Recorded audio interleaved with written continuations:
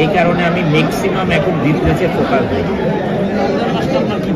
আর রমজান মাসটা আমি আসলে সকাল থেকে মানে যদি বলি ভোর 4টা থেকে শুরু হয়, 4টায় উঠি, আলহামদুলিল্লাহ তাহাজ্জুদ নামাজ পড়ি, বেতের নামাজ পড়ি, তারপরে কিছু একটা খাই সেহারিতে, তারপরে ফজর নামাজ পড়ে ঘন্টাখানিক শুয়ে থাকি বা 2 ঘন্টা, তারপরে 1 ঘন্টা এক্সারসাইজ করি। এখন আর হেভি এক্সারসাইজ করি না, যেহেতু রোজা আছি।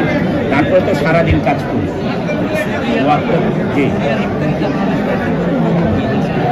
আসলে আপনারা যেটা পছন্দ করেন, আমাদের দেশের ঐতিহ্য খাবার ছোলা বুট, তারপরে হচ্ছে পেঁয়াজু আলুর চপ, এটা আমারও ভালো লাগে, সবারই ভালো লাগে। এমনি ছোটবেলায় রোজার স্মৃতি মনে পড়ে? ছোটবেলার রোজার স্মৃতি যদি মনে পড়ে, অনেক সময় পানিতে ডুব দিয়েও পানি খেয়ে ফেলতাম, বলতাম যে এটা তো আল্লাহ দেখবে না, এটা মনে পড়ে। মানে এরকম থাকতাম আর কি, যে গলা শুকিয়ে গেলে